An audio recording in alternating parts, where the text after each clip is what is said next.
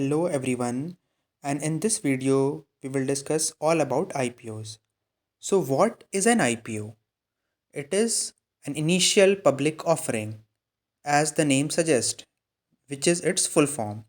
Now the IPO refers to the process of offering shares of a private corporation to the public in a stock issuing process.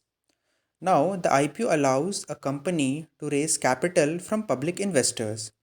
This transition from public to private company can be very important as it helps the private investors to fully realize gains from their investment, and as it typically includes a share premium for current private investors. Also, now the public investors a it's an opportunity to participate in the growth story of the company. Thus, an IPO is fruitful for both the public and also for the private entities, stakeholders. So, before an IPO, the company is considered private. As a pre-IPO private company, the businesses has grown with a relatively small number of shareholders, including early investors, which can be the founders, family, or venture capitalists, or the angel investors. This was the real how business starts. But after an IPO, the public is involved, and a lot of money is raised to expand and grow the business. Now we will also discuss that there are two types of IPOs. Based on it, there are fixed price issue and book building price issue. So what is the process? So it is known as draft red herring process. The complete journey is there how the company wants to bring its IPO in the market. Initially, it involves some investment banks which draft this DRHP, which is just given to the SEBI, which is the Securities and Exchange Board of India, and they have a look as they are the capital market regulator in India. And after their approval, the company again goes to the investment banks and they draft this for the further approval from SEBI to get a date for the launch of their IPO. So, this is the real definition. After that, we can move to see how the history of IPOs have been. In the year 19 in the year 1602, the Roman public through Publicani. Publicani were the legal bodies like the modern joint stock companies issuing share known as partes to the public investors in the form of over to counter market in the forum. From there, it has evolved to the modern era, and in the timeline, we can see that how it then followed by the Dutch East India Company in 602, then followed by the United States with their first IPO around 1783 by Bank of North America. Then it moved to the 1977 first Indian IPO by RIL, which is Reliance Limited Industries Limited, with an issue of rupees 2.82 crore. In the recent decade, around 2010, Coal India IPO, which was one of the largest IPO in India, in the big one of the biggest event in 2019, Saudi Aramco with the issue of 25.6 billion US dollars.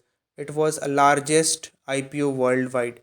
And in present in India, 2021 Paytm IPO with the issue of rupees 18,300 crore.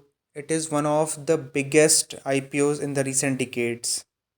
So there are also advantages, so also disadvantages of IPO. The advantages is that now the publicity and credibility, which because now the stakeholders have increased, thus it requires a lot of very visionary actions by the company, and now it also helps the company for more favorable credit borrowing because now they can easily get the money for their expansion. And now it is also the data and the balance sheet is available for in public domain through the quarterly and annual results. And also stock is also such a good mode of payment. The promoters can, when in the open market, can sell the stocks if they have some issue, and thus they can raise money. It also reduces overall cost of capital because they also are not dependent on banks where they have to pay high interest rates. But there are also few disadvantages because fluctuation in price becomes a very difficult and nervy for the investors. And if there is a lot of fluctuation volatility, there is loss of control because now since more stakeholders are involved, and high transaction cost because sometimes the thing goes out of the financial reporters advisors. Now let's move to the IPO working and its processes. Whenever a private company wants to bring its IPO, it is based on the strong fundamentals, or if the company is really making good profits and they want to expand. This is one of the main reason. Also, if company has reached a unicorn status like a dollar 1 billion mark, then it is something which is company is really doing good. And after doing the due diligence, the ownership is made from private to public, since now the stakeholders are even the common people who have invested in the company. And thus this process continues.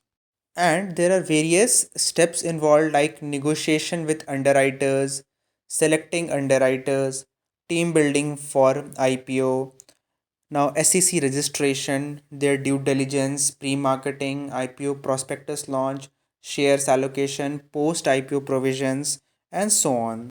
Thus, it gives us a complete overview how the IPO is issued and what is its processes are. And once the IPO comes, the it is also the listing gains for which a lot of people apply.